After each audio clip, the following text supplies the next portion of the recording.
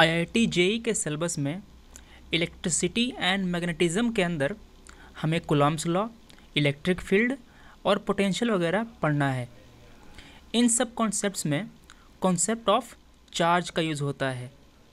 इसीलिए coulomb law वाला topic शुरू करने से पहले हम लोग कॉन्सेप्ट ऑफ चार्ज समझ लेते हैं।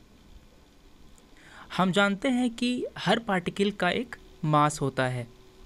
ग्रेविटेशन वाले चैप्टर में हमने पढ़ा कि एक पार्टिकल जिसके पास मास है वो दूसरे मास वाले पार्टिकल को अट्रैक्ट करता है।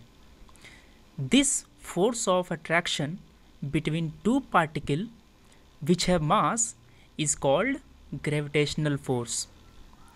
ग्रेविटेशनल फोर्स का नेचर बस अट्रैक्टिव होता है। इसका मतलब ये है कि दो पार्टिकल के बीच अगर ग्रेविटेशनल फोर्स लग रहा है तो वो दो पार्टिकल एक दूसरे को बस अट्रैक्ट करेंगे।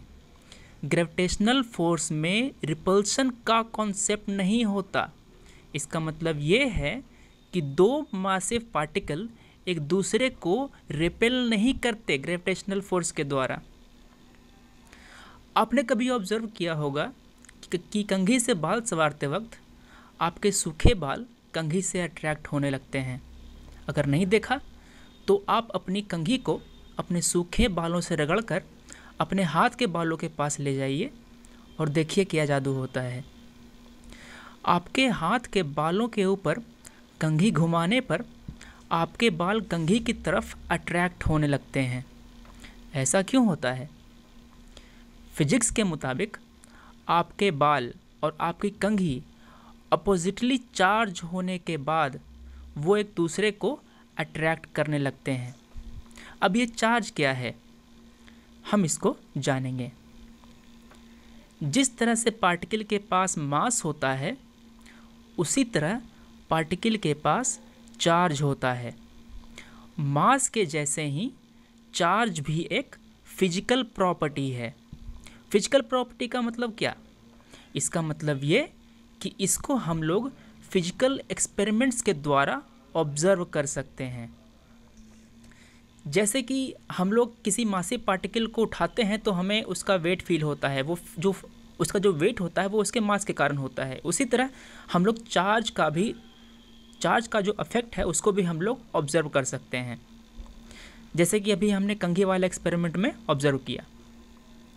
चार्ज दो तरह के होते हैं, पॉजिटिव चार्ज और नेगेटिव चार्ज। याद रखिए, मास केवल एक ही तरह का होता है। मास में कोई नेगेटिव मास और पॉजिटिव मास नहीं होता, मगर चार्ज में दो टाइप होते हैं, पॉजिटिव चार्ज और नेगेटिव चार्ज। जिस पार्टिकल पर पॉजिटिव चार्ज होता है उसे पॉजिटिवली चार्ज्ड पार्टिकल कहते हैं और जिस पार्टिकल पर नेगेटिव चार्ज होता है उसे नेगेटिवली चार्ज पार्टिकल कहते हैं।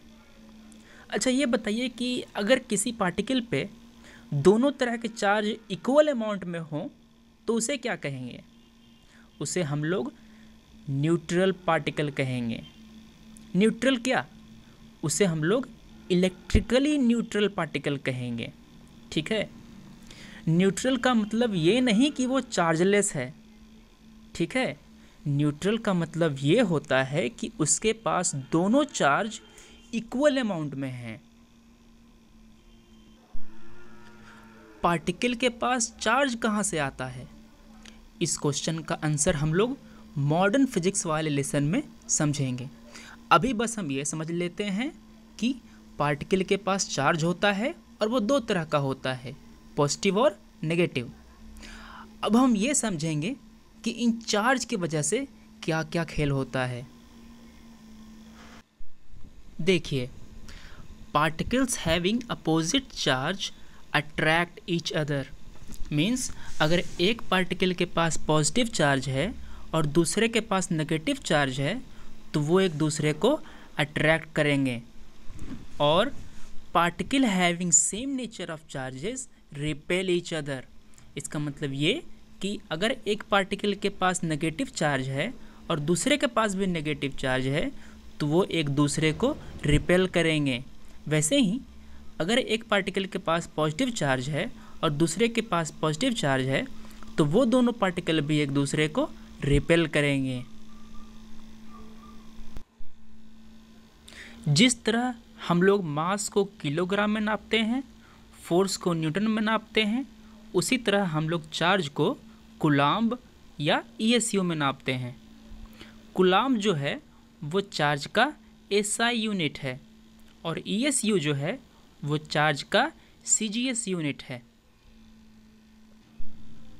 हम लोग जब क्वेश्चन प्रैक्टिस करेंगे तो अधिकांश चार्ज आपको कूलाम्ब में ही दिए होंगे। अब हम देखते हैं कि प्रॉपर्टीज़ क्या हैं इलेक्ट्रिक चार्जेस के। हमें 3 तरह की प्रॉपर्टीज़ दिखती हैं चार्ज में। पहली है क्वांटाइजेशन ऑफ चार्ज, दूसरा है कंजर्वेशन ऑफ चार्ज और तीसरा है additive property of charge.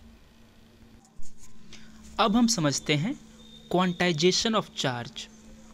Charge exist in discrete packets. Discrete का मतलब अलग अलग। Charge on anybody is integral multiple of the charge of an electron. इसका मतलब ये कि अगर कोई बॉडी है उस पे कम से कम एक इलेक्ट्रॉन पर जितना चार्ज है उतना चार्ज होगा और वो चार्ज 1e, 2e, 3e ऐसे बढ़ेगा। 1e, 2e, 3e से मेरा मतलब ये है कि अगर किसी बॉडी पे चार्ज 2 इलेक्ट्रॉन के चार्ज के बराबर है, मतलब उस पे 2 × 1.6 × 10⁻⁻19 कूलाम्ब का चार्ज है। देखिए 1.6 × 10⁻⁻19 कूलाम्ब से कम का चार्ज किसी पार्टिकल पर नहीं हो सकता, ठीक है। तो कम से कम तो ई चार्ज तो होगा ही, और अगर हम किसी बॉडी पे चार्ज बढ़ाएंगे तो वो ई, 2e, 3e ऐसे बढ़ेगा।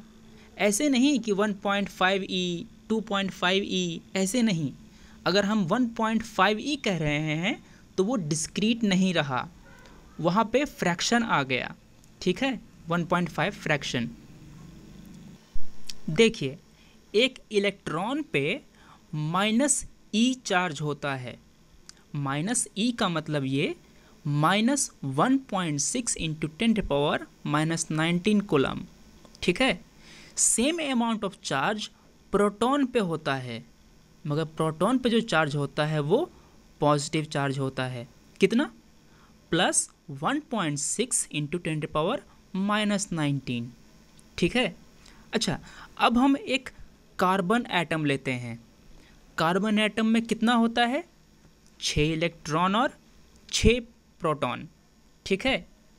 इसका मतलब ये कि एक कार्बन एटम में 6 इलेक्ट्रॉन मतलब 6e नेगेटिव चार्ज होता है और 6e पॉजिटिव चार्ज होता है, जो प्रोटॉन के कारण होता है।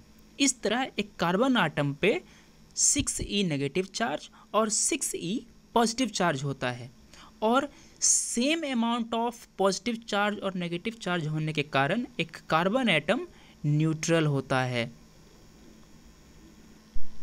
अब हम समझते हैं कंजर्वेशन ऑफ चार्ज। इस थ्योरी के मुताबिक charge is conserved means total charge on an isolated system is constant. Isolated system से क्या मतलब? इसका मतलब ये कि एक ऐसा सिस्टम जिसकी बाउंड्री से no charge is allowed to escape और इंटर, मतलब उस सिस्टम में कोई चार्ज न जा सकता है न बाहर आ सकता है, ठीक है। उसके अंदर जितना चार्ज है वो कांस्टेंट रहेगा, ठीक। अच्छा, अब ये बताइए कि एक सिस्टम के अंदर कितना चार्ज है वो कैसे नापेंगे हम? उसको हम एडिटिव प्रॉपर्टी ऑफ चार्ज के तहत नापते हैं। इसका मतलब ये कि एक सिस्टम में कितना चार्ज है वो हम पता करेंगे कुल चार्ज को जोड़ करके। जैसे कि हमने कार्बन में पता किया था ना कि उसमें 6e पॉजिटिव चार्ज है और 6e नेगेटिव चार्ज हैं, तो टोटल चार्ज 0 हुआ, ठीक है। उसी तरह हम लोग सिस्टम का चार्ज पता करते हैं। मान लेते हैं कि एक सिस्टम में 7 इलेक्ट्रॉन और 4 प्रोटॉन हैं, तो टोटल चार्ज कितना हुआ? 7 माइनस 4 इक्वल टू 3, -3 इलेक्ट्रॉन का चार्ज हुआ उस सिस्टम का। अगले लेसन में हम लोग कूलॉम्स लॉ पढ़ेंगे।